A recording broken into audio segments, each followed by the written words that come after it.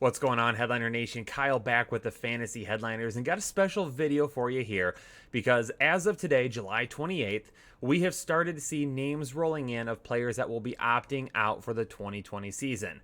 Now, I will say this, the big names that we've kind of been keeping an eye on have not yet to opt out, but we have had a few players make the decision to opt out this year that are going to impact other players and other situations around the NFL. Now, we talk a lot of fantasy football, all right? And that's why we need to be doing these videos because you have to pay attention to this stuff. If you're going to be playing fantasy football this year, there's going to be an NFL season, so start ramping up and getting ready. But part of that process this year is going to be keeping an eye on players who will be opting out. So we're going to be keeping you updated as these things happen. And because we've had so many players today, we figured let's throw them all together in this video and talk about a few of them that might actually be making an impact elsewhere that you need to pay attention to. So let's break down the list of players that as of right now have made the decision to opt out for the season. This could change at any point in time. This is just the current list as it stands as of this recording, which is about 10 o'clock on the 28th.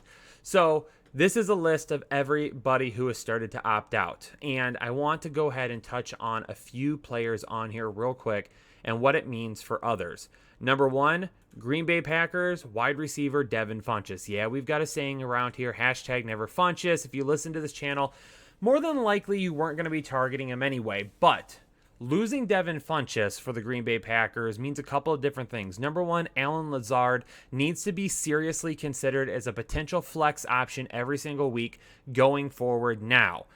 Didn't love Devin Funchess, wasn't really going to plan on drafting him too much because the dude has hands like stones and drops quite a bit of passes and just is too unreliable at some points.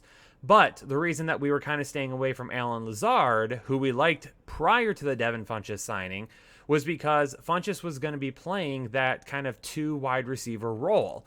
Maybe he sees some time in the slot, talking about Lazard, who knows. But now he's going to be playing outside opposite of Devontae Adams. He is going to have a real shot to be that number two guy. And last year, he was a guy that towards the end of the season, Aaron Rodgers started to look towards more and more. He was a guy that started to build that trust with Aaron Rodgers. I could absolutely see him getting an opportunity this year to be a guy that could start weekly in your flex, or at least be a guy that you'd consider on bye weeks, injuries, COVID, IR, whatever it may be during the season. He's definitely a guy that when you're drafting for depth, he has to be considered more and more and more. Number two, Jace Sternberger is another guy now that needs to be considered in the Green Bay, on the Green Bay team. Now, I don't love tight ends in Green Bay. You know, when Jimmy Graham signed there, people were freaking out that Jimmy Graham was going to be resurrected and everything like that. Well, they've never really used their tight ends there, and they're going to be running the football so much that really I don't know if Jace Sternberger is going to get enough volume, but just keep an eye on him at the beginning of the season. Keep him on your watch list. If he is a guy that maybe does step into that maybe number two target or number three target role, he could be a guy that has a little bit more value week in and week out. So again, keep an eye on him as the season turns around. And then number three, I just want to mention Aaron Jones. What if Aaron Jones gets a little bit more time in the slot? If the Green Bay Packers are hurting at wide receiver, obviously they didn't draft anybody. We all know about that mess in the draft, right? They went out and they got Devin Funchess. They have some guys there who they've had some brief showings. I mean, Marquez Valdes-Scantling is a guy that I still like. I mean, he's a guy I think that could win in a slot role, but he's just been unreliable. Aaron Rodgers doesn't really seem to trust him. So maybe they put Aaron Jones out there a little bit more. You know, maybe they try to still get him involved in the game. You know, I'm not really coming off my do not draft opinion of Aaron Jones. I'm still staying away from him. But if we find out anything over the coming weeks that it sounds like Aaron Jones might be playing more and more in the slot, then we need to reconsider his draft ADP at that point and figure out if we need to actually be trying to get him or not this season. As of right now, it's still a no for me, but keep an eye on that situation. Now moving to Kansas City, offensive guard Laurent Duvernay-Tardif, okay? kudos to this guy. All right, he is a practicing doctor. He's up in Canada and he is helping fight the COVID response right now. So applause to him for choosing to continue to do that and putting himself out there on the front line. So a tip of the hat to him for doing that. But he was their starting guard. Okay, he was the guy that was starting on the line. He's not a guy that we looked at as maybe being a backup or just kind of a filler guy. He was a starter. So there's a lot of people who again are loving Clyde Edwards-Helaire this year. And I'm just again putting this out there because now they're losing another guard. Maybe just wanted to continue to say, hey, temper expectations with the Kansas City running game. I don't think it hurts too much, but it hurts just enough that, again, I just want us to temper expectations a little bit. Clyde Edwards-Helaire could really get off to a slow start this season. And if part of that slow start is kind of getting blown up in the backfield every once in a while or not having the type of lanes to run through, that becomes a little bit of an issue. Again, maybe towards midseason, we're a little bit more on him when his schedule clears up, when maybe Damian Williams isn't going to be nearly as a threat to take his touches away as he might be at the beginning of the season. No preseason games, kind of a weird training camp this year. Losing your offensive guard, just temper those expectations when drafting Clyde Edwards-Helaire. The New England Patriots. They already lost a ton on defense, okay? If you remember correctly, Jamie Collins is gone. Kyle Van Noy is gone, okay? Shelton in the middle there of the defense is gone. Now they lose Donta Hightower and Patrick Chung. Oh, man. There is a really good chance that the Patriots are going to be really, really bad this year, especially the defense. So number one, if you're thinking about taking defensive teams, okay, we're not taking the New England Patriots. Okay, we don't talk a whole lot about defensive special teams on this channel. Do not draft the New England Patriots defensive special teams in your drafts for any reason whatsoever. They've lost basically 5 starters now on their defense between free agency and players opting out.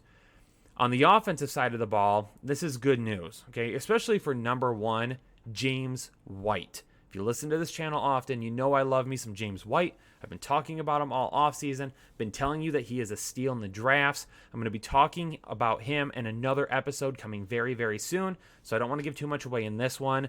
But James White is another guy that we need to be really keeping an eye on because if the New England Patriots are trailing a lot, James White is going to see more action than his opposing running backs.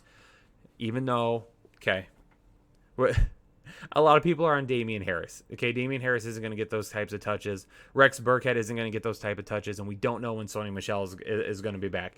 Just as I was saying that, I just felt like somebody is going to pop up in the comments and be like, what about Damian Harris? I just could sense it. I could see it happening in my mind as I was saying that. That's why I had to laugh a little bit. So with all that happening, expect that offense. Cam Newton still going a little bit higher for me right now. Julian Edelman's moving a little bit up for me. We've talked about Mohamed Sanu as well. I think he is a guy that could end up having a lot of value this year, and James White. So that offense, hopefully if it's raring and ready to go, they're going to probably have to play catch up quite a bit. And then the last one, just to note real quick, for the Philadelphia Eagles, it's going to be wide receiver Marquise Goodwin. I love Marquise Goodwin, man. He's one of my favorite players. He basically has one big season. He's never really been, a guy that you can consistently start outside of, a brief stretch with Jimmy Garoppolo when he took over as a starter.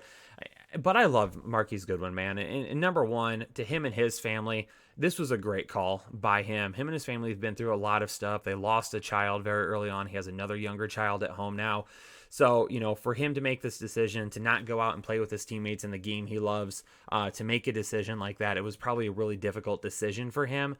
But the one thing that he does, him not playing now, even though I wasn't really looking to Marquise Goodwin being a huge factor, it opens up more opportunity for my boy, Jalen Reagor. We've been talking about him since before the Combine, Headliner Nation. I've been telling you, Jalen Reagor is my rookie wide receiver 1. He was my wide receiver 2 overall in the draft for Dynasty and long-term leagues.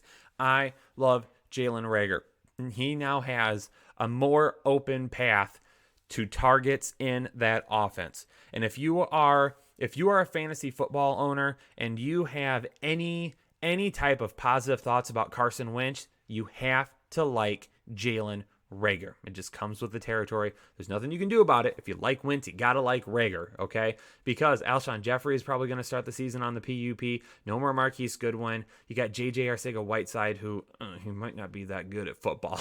He just hasn't really come to fruition yet in terms of his talent. And then you got Deshaun Jackson, who's getting older. So Jalen Reagor really could be that number one option, that wide receiver one on this team this year. And they've got plenty of weapons that teams aren't going to be able to double team him too often. So he is a guy that can win a lot with his athleticism. So he is another one I'm still keeping a very close eye on, even in redraft leagues, because I want to get me some Jalen Reagor this season. Well, there you have it. Headliner Nation. Just wanted to break down some of those names for you real quick, and we're going to continue to do this. As names pop up, if we have some really big names pop up, then we might do individual videos on them. But, maybe every couple of days or something like that, depending on how the news goes, we will make sure that we continue to drop in with some of these videos to keep you updated and let you know our thoughts on the ever-changing landscape of the NFL right now. So there you have it, Headliner Nation. Do me a favor, in the comments below, just let me know. What are you thinking? Do you have any questions about any of this? Let me know. We're going to get football this year, okay? There's a little bit of scare with MLB the other day, but the good news is that Marlins players are the only players testing positive right now. It's not everybody in MLB, as social media would have led you to believe on that day. So even though we had a little bit of a scare the other day, things are still trending in the right direction. We're still getting football as of right now, okay? So we're remaining positive. Also, hit that like button. And more importantly, if you're new to the Fantasy Headliners, hit that subscribe button. Become a part of Headliner Nation today. Thanks so much, everybody, for tuning in. I'll catch you on the next episode. Have a good one. See you later.